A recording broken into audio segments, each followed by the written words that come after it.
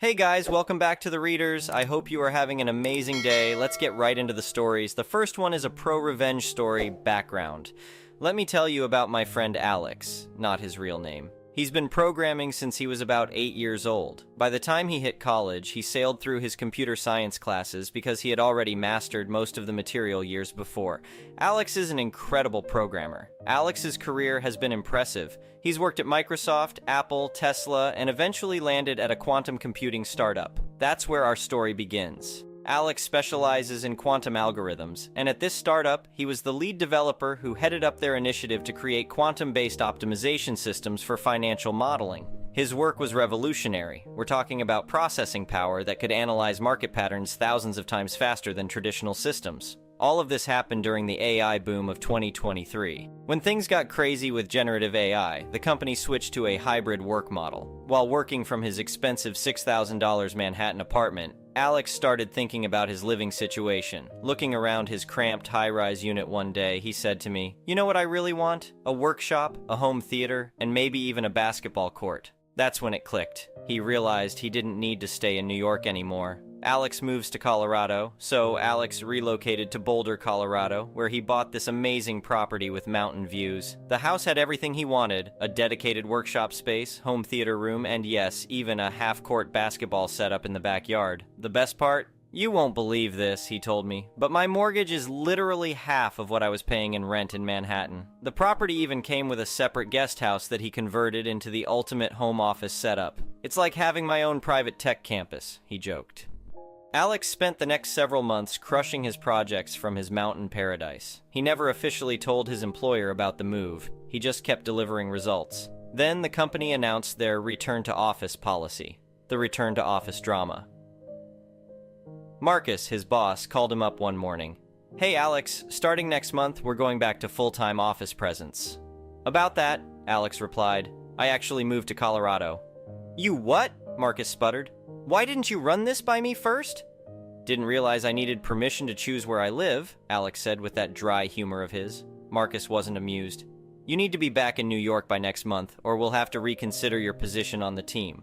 "Look, Marcus," Alex responded, "I've been delivering exceptional results remotely for months now. I'm happy to fly in quarterly for important meetings, but I'm not moving back to New York. My quality of life here is just too good." "Well," Marcus snapped, "if you don't want to be in New York, then we don't want you on the team."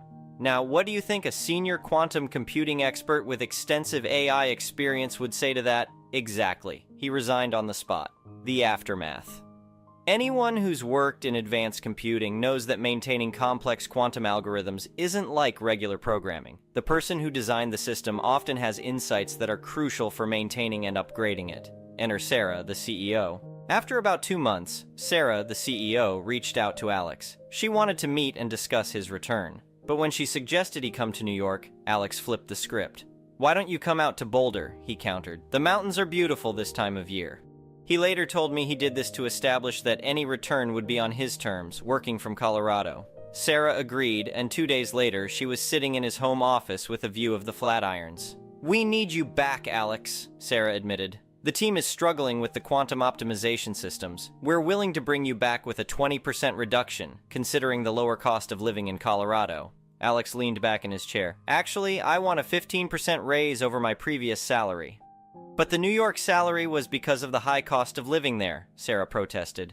"No," Alex replied firmly. "The salary was because of my value to the company. If I wasn't worth it, you wouldn't have been paying it. First condition, 15% raise."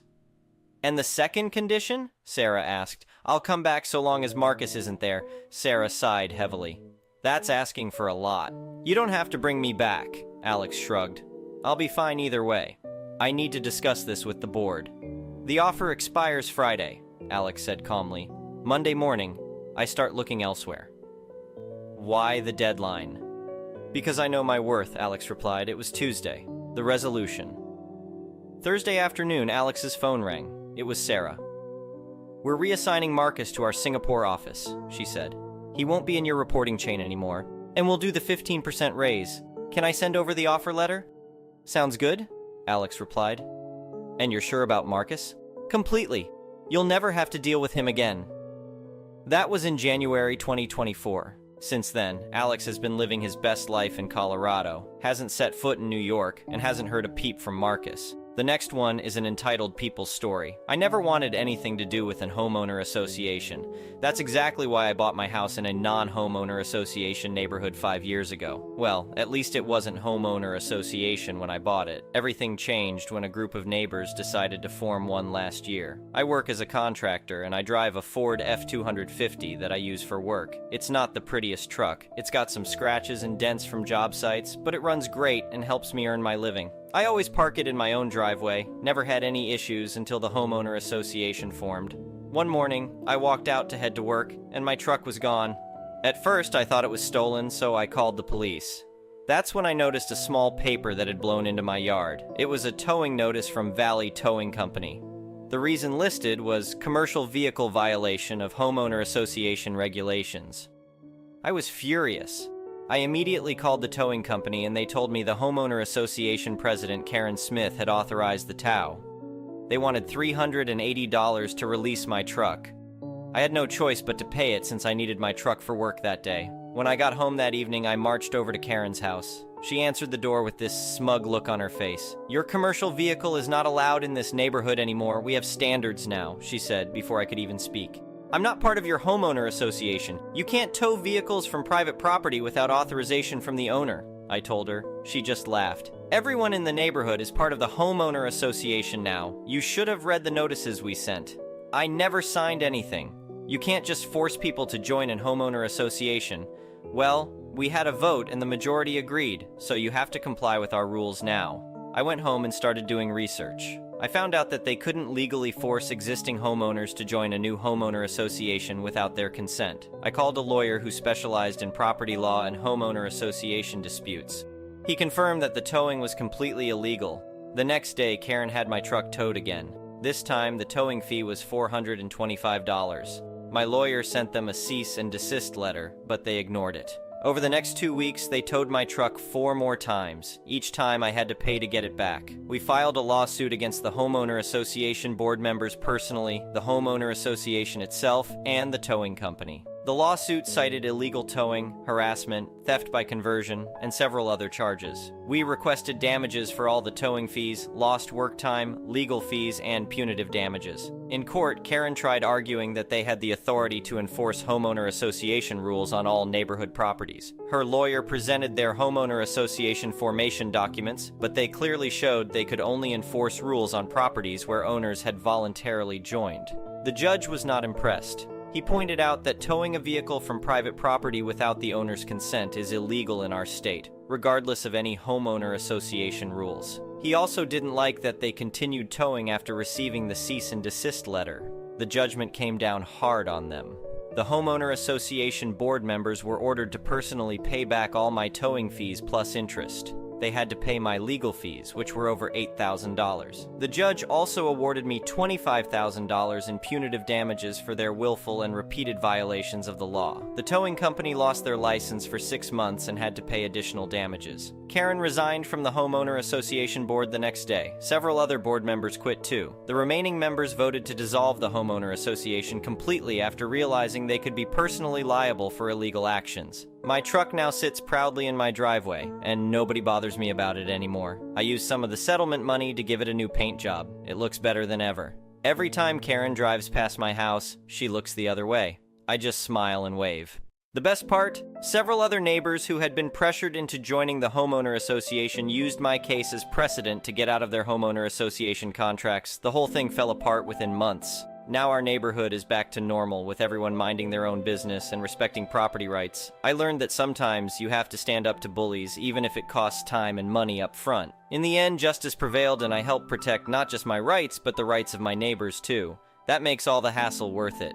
The next one is a petty revenge story. I just read a post on here and a comment reminded me of this story. A friend and I traveled a short distance by train to spend a day off just enjoying an extended walk, light hike. The train commutes back and forth between 2 cities and we wanted to get out before the final stop. We boarded, found adjacent seats, and started our ride. The train started filling up after a few stops. At about half point of the journey, she went to the loo while I played with my phone. but not before placing her bag on her seat to make it clear it's reserved. A minute or so later, next stop came. Some dude our age must have boarded, taken a look around, and seen me and my friend's seat. He came up and without further ado went, "Move your stuff or I will." I was really taken aback because who does that instead of asking, "Is this seat reserved?" or something. I sadly didn't have a beautiful clapback and didn't call him out for his rudeness. I just said, "That's not my stuff. My friend will be back in a minute." He didn't even say anything, let alone apologize, just glared at me and remained standing up. My friend came back. Later I went to pee, and when I came back she told me that our stop is in a few minutes. I saw the dude shift. Obviously I can't know why, but I like to imagine he was preparing to take our seats after our imminent departure. That was when the pettiness arose in me and I asked my friend, "You know what? How about we start the hike a bit later and first go the remaining distance to the final stop, get a coffee and a Franzbrötchen?" She said, "Sure, why not? We have the whole day and it's a long time since I had a proper Franzbrötchen." For clarification, that's a type of regional pastry traditionally made in Hamburg. That's when I couldn't resist turning to look at the dude who now looked pretty furious, and I couldn't stop myself from laughing, which he obviously saw. The Franzbrötchen were delicious, and my friend laughed her ass off when I later told her how I got the idea of making the loop to Hamburg. The next one is a malicious compliance story. Happened at my last job, but was reminded of it this morning. The backstory? I worked in a middle management position that coordinated an after-hours care program for adults. I had a micromanaging dinosaur for a boss. Let's call her Hetty. Hetty oversaw the day operation as well, and I shared an office with the direct manager of that program. Given they operated at different times, we often shared clients. But as I did my admin work during business hours, I often briefly visited the clients in their day activities to ask them about their preferred activities for my program. I had no real opportunity to consult them at any other time, particularly as Hetty decreased my allotted admin time further and further. She just loved tightening the noose and took particular delight in nobody ever being able to get comfortable in their role, firmly believing that if she kept us all on our toes, she would get more work out of us. It was stressful and incredibly draining. Another strict rule of Hetty's was that despite female staff being allowed to provide personal care, showers, changing, etc. to male clients, she did not allow male staff to provide intimate care to female clients. This will be important to the story, and yes, I'm fully aware this was gender discrimination, and I argued the point multiple times but was overruled. The only thing Hetty loved more than setting arbitrary rules was catching us out breaking them. It was near impossible to work the position without breaking any of her rules, one of which was that I was not allowed to involve myself in the day service. Involvement basically constituted me being anywhere out of my office and near clients during the day.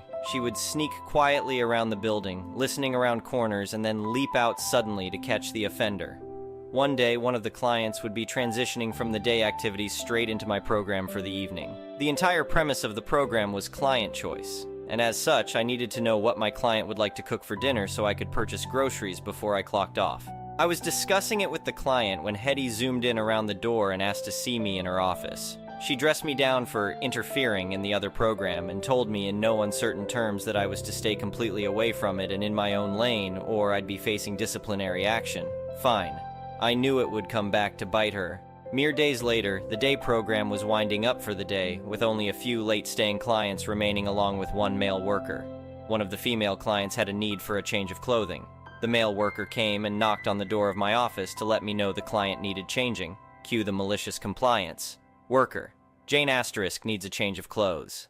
Me. Loudly, knowing Hetty was next door in her office with the door wide open. "Oh, I'm sorry. I'd love to help, but unfortunately you're currently working with the day program and I've been expressly instructed I'm not allowed to interfere. Maybe Hetty can help? I'm sure she's in her office." Worker. Knowing all too well the crap we put up with from Hetty, gives me a sly grin and moves on to Hetty's office to interrupt a phone call she was having because, hey, the client comes first. I dutifully stay at my desk listening to her ask the worker to seek my assistance, knowing full well that she heard every word of the previous conversation. Worker repeats my refusal to her and she goes off after much grumbling to assist the client. Of course, Hetty ripped me a new one for not being a team player later on. I simply pointed out her insistence earlier in the week that I not involve myself in any way with the other service. She scoffed and told me I was being deliberately obtuse, and of course, if there was a need, I was duty-bound to meet it. I reiterated that it was impossible for me to know which tasks would be deemed dutiful, and therefore innocently followed her instructions to the letter. She had nothing to come back with on this occasion. It did, unfortunately, escalate her bullying with me, but it was on that trajectory regardless. I ultimately burned out a couple of years later and had to leave, but that one act of malicious compliance remains a bright spot in what was otherwise almost a decade of appalling treatment. I've been in a new role for over 2 years where I have incredibly supportive management and colleagues, but I still see Hetty around, and every time I flip her the bird. The next one is an entitled people's story. This is one of my favorite stories to tell, so I am sharing my first ever post here. Hope you enjoy for the entertainment value. What is the underlying entitlement? The thrill of harassing a retail worker? Just being an arsehole because you can? Seeing what one can get for less or free? This also has a bit of petty revenge mingled in from a retail hell standpoint. Story is now about 15 years old, so the specific details, prices, are quite faded at this point and are made up, but close enough. My family and I were wrapping up a week-long trip to Disney World, staying at the boardwalk. Teenage kids were in the park. My parents, husband, and I were in the room doing laundry and packing up for the flight home the next day. I have yet to treat myself this trip and haven't had any ice cream.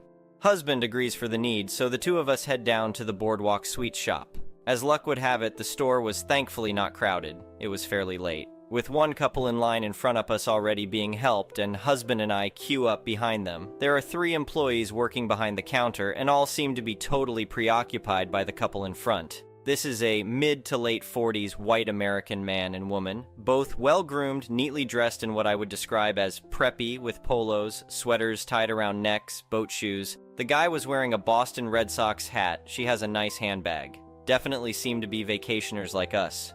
We will call them Karen and Ken for ease of storytelling. I notice that Ken is a bit agitated and is shuffling about nervously, looking from Karen, then back to me, then to the store employees, and back again. It's at this point I start to pay attention to the conversation in front of me.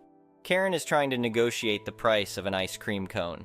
In Disney World. I mean, if you need to get a discount on a dessert, maybe you don't go to Disney. We certainly aren't wealthy and save for the trip, but $0.25 off an ice cream cone isn't life-changing in these circumstances. Karen, how much for a cone with 1 scoop? Employee, still $3.50. Karen, what about $3.25? Employee, no. Ken, shifts stance repeatedly. Karen, if I get 2 scoops, can I get it at the same price? Employee, no, it would be more. Ken, glances back awkwardly. Karen, what about 1 scoop in a cup? Employee, still $3.50. Karen, can I get it for $2.50? It's at this point I realize this has been going on for a while, way before we got there, and has continued for a good 5 minutes since we arrived. All 3 employees are just staring at Karen and her antics, quite like a deer caught in headlights. Ken looks like he's going to stroke. My husband at this point bails on me. He, zero patience, doesn't need ice cream that badly, and has said so before leaving.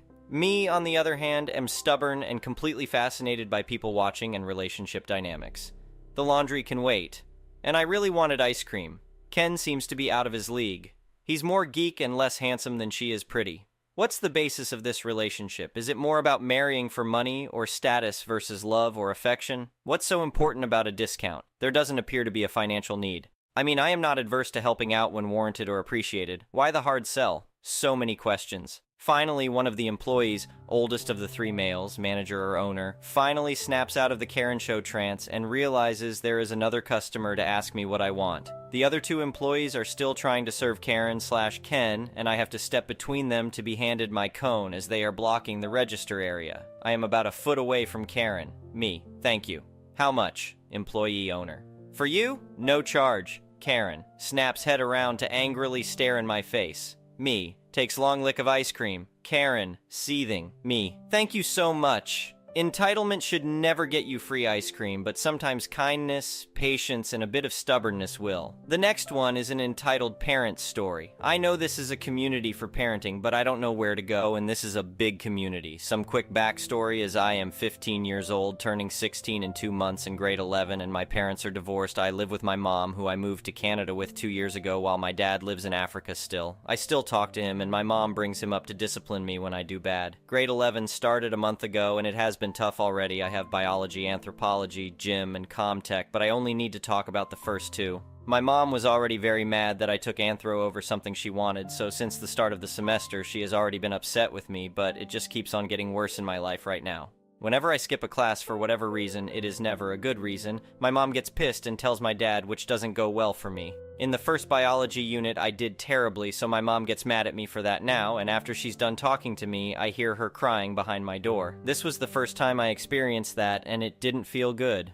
Over the past month, the way she talks to me has changed, the way she looks at me, the way she talks about me is all different. It led me to feel like she regretted having me. I hated the feeling, and she at this time brings up how she thinks there's a problem with me mentally, and how she doesn't believe I am a part of this family. Now this week, I believe I have hit rock bottom mentally. So I skipped my biology test yesterday for a dumb reason, but I didn't have a calculator, and our teacher before said you will fail if you don't have one. So I skipped it in hopes he will let me do it today. He emails my mom, and at this point she doesn't want to talk to me or look at me. That shattered everything I thought I had left in my mental state. Today, I know stupidly I skip anthro because I wasn't done my presentation we were doing today, and my teacher tells me he is not letting me do the test and will just put it as an incomplete. Now about 15 minutes ago, I hit rock bottom in my mind. My mom goes on how I am, an embarrassment to my name and her, how no one cares about me and no one ever will. She won't give me anything besides a meal and a shelter. She will take her and my sister, who goes to uni, and move wherever they want and pull me out of my school because I am still a minor. She implied that when I am 18, I am out of her life. She hates me, is disappointed in me, and gives up on me.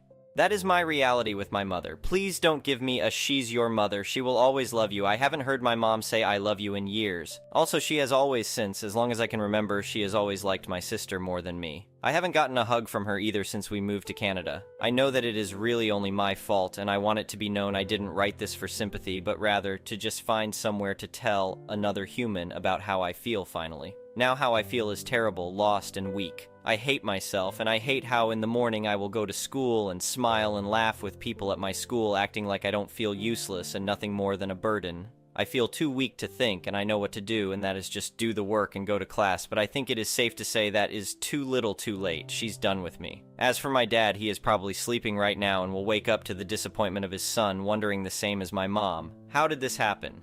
Sometimes in class, at home, on the bus, I just think, and thinking makes me want to cry. I haven't cried in a while, and I don't feel I deserve to. But for all the parents hopefully reading this, I hope your child doesn't end up like me. I cried typing that. Thank you for watching. I would really appreciate it if you could like the video and subscribe to our channel if you haven't already. We'll see you again tomorrow.